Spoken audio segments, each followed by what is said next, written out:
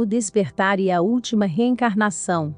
Nos últimos anos, temos falado sobre almas velhas e idade da alma, como uma forma de explicar o processo de recorrência existencial, nossas vidas individuais ondulando pela eternidade. Uma vez que aceitamos a natureza da existência de nossa alma, algumas questões importantes são levantadas. Qual é o propósito da reencarnação? Em que direção nossa alma está evoluindo? E à medida que amadurecemos na idade da alma, porque sentimos uma necessidade crescente de voltar para casa. O que é reencarnação? O primeiro aspecto que deve ser entendido é que reencarnação é uma palavra que incorpora muitas ideologias diferentes. Culturas antigas em todo o mundo acreditaram na reencarnação desde o início dos tempos, e alguns sistemas religiosos importantes incorporaram a ideia em seus ensinamentos, por exemplo, jainismo, budismo e hinduísmo. A reencarnação de um eu individual só é possível na medida em que você acredita que seu senso de eu, seu ego, é real.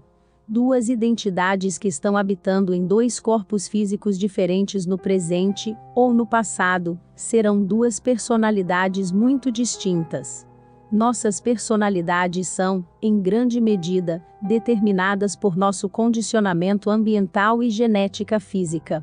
Traços como introversão, ou ser uma pessoa altamente sensível, por exemplo, são determinados por nossa biologia física, enquanto traços como timidez, autoestima, ideologias e neuroticismo são o resultado de condicionamento psicológico ambiental. Na verdade, o eu é um fenômeno em transição e em constante mudança. Podemos facilmente provar isso conversando com um amigo que não vemos há 30 anos. Você e seu amigo não serão mais a mesma pessoa que eram no passado. O eu é um fenômeno em transição e em constante mudança. Embora nossas identidades e sentidos estejam em constante mudança, não é algo que permanece o mesmo. Existe algo dentro de nós que é constante e contínuo, e isso é pura consciência. É essa consciência muito pura, que atua como experimentador e observador da vida, e é essa consciência pura, que podemos chamar de nossa alma. Esse entendimento da reencarnação se assemelha muito ao da ideia budista, de que a continuidade continua, mas o indivíduo desaparece. Mas como pode uma religião como o budismo, que não acredita na alma, acreditar na reencarnação? Acredito que a resposta é que foi para nos impedir de criar uma identificação do ego com nossas almas. A ideia budista da alma pode ser comparada à seguinte analogia. Você acende uma vela à noite e a deixa durante a noite. Quando você for apagá-la pela manhã, pode dizer que é a mesma chama que você acendeu na noite anterior. Não é a mesma chama, mas de alguma forma está conectada. Desta forma, o budismo entende a nossa alma como uma energia, ou uma chama sempre ardente. Porém, para evitar a identificação com ela, eles não se referiram a ela como uma alma. À medida que amadurecemos na idade da alma, passamos a compreender a sabedoria desse ensinamento budista. O momento em que você começa a se identificar com as identidades de vidas passadas ou presentes, é o momento em que você começa a criar uma divisão entre você e o mundo ao seu redor, e é isso que está na raiz de toda desarmonia no mundo. Por que reencarnamos?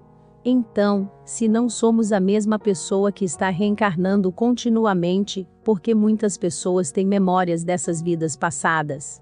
A psicologia junguiana fez um trabalho maravilhoso ao explorar a existência do inconsciente coletivo, um conceito no qual Jung acreditava que as memórias individuais residiam em vidas passadas.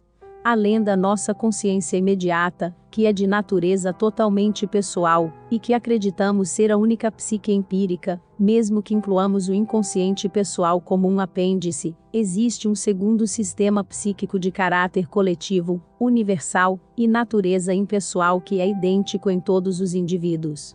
Este inconsciente coletivo não se desenvolve individualmente, mas é herdado. Consiste em formas pré-existentes, Os arquétipos, que só podem se tornar conscientes secundariamente, e que dão forma definida a certos conteúdos psíquicos. Freud se referiu a essas sobras kármicas como resquícios arcaicos, ou fragmentos mentais cuja presença não pode ser explicada por nada na vida do indivíduo, mas antes parecem ser formas primitivas, inatas e herdadas da mente humana. O avô da psicologia William James também compartilhou sua perspectiva, afirmando: à medida que nosso ser espiritual é amplificado aqui na Terra, e à medida que crescemos em idade e experiência, nos tornamos mais conscientes deste mundo mais vasto ao nosso redor, e quando morremos, é apenas para entrar em uma capacidade ampliada. Essencialmente, o inconsciente coletivo é formado por um conjunto de memórias que alguns indivíduos, por meio da purificação da consciência, ou da evolução das idades de suas almas, acessaram, sendo capazes de lembrar eventos da vida de uma pessoa por centenas, e às vezes milhares, de anos atrás. Memórias passadas nos servem em nossas jornadas de autoexploração como formas de aprender e crescer. A ideia é que à medida que crescemos na maturidade da alma, as almas que aplicaram energia da alma, suficiente em suas vidas, serão capazes de se lembrar dos padrões de comportamento tolo e destrutivo repetidos no passado para corrigir, aprender e seguir em frente. Por exemplo, em uma vida passada, podemos ter sido pobres e passado toda a nossa vida em busca de dinheiro, mas uma vez que alcançamos a riqueza, percebemos o quão vazio a busca nos deixava, e como tudo era inútil. A lembrança disso pode nos impedir de cometer o mesmo erro em nossa vida presente, e é exatamente isso que a roda da vida budista ilustra. Enquanto continuarmos morrendo sentindo-nos insatisfeitos com esta vida, enquanto continuarmos morrendo carregando nossos desejos e expectativas superficiais, que criam miséria e sofrimento para nós e outros, e enquanto continuarmos a nos identificar com nossos falsos sentidos de eu, continuaremos a retornar a este mundo até alcançarmos a realização. Nossa reencarnação é um processo necessário de refinar nossa alma, de nos libertar da insatisfação e de nos ajudar a saciar nossa sede espiritual. Por que sentimos que precisamos voltar para casa? É durante este processo de evolução da nossa alma que amadurecemos e começamos a nos sentir estranhos e isolados neste mundo. De repente, tudo parece plano, estéril e seco, e lutamos imensamente para nos conectar nos relacionamentos com outras pessoas.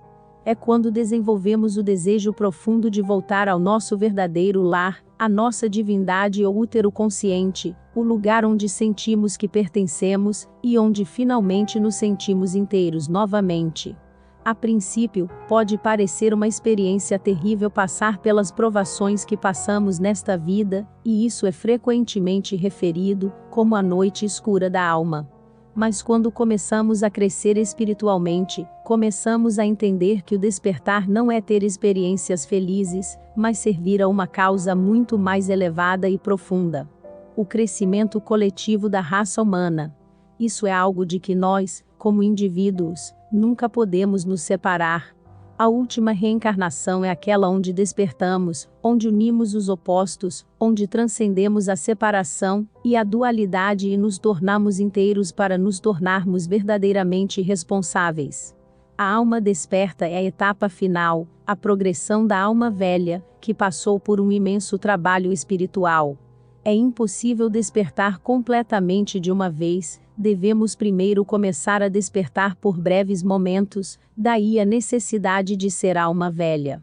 Despertar só é possível para aqueles que o buscam e desejam, para aqueles que estão dispostos a lutar consigo mesmos e trabalhar sobre si mesmos e desenvolver sua autenticidade por muito tempo para alcançá-la. A maioria das pessoas dirá que são espirituais, e que meditam ou fazem yoga de vez em quando, mas como Buda disse, você deve querer se libertar de dukkha, sofrimento, como se seu cabelo estivesse em chamas. A maioria das outras idades da alma não terão um desejo tão forte, e não estarão prontas para morrer a fim de encontrar a verdade. Gratidão. Namastê.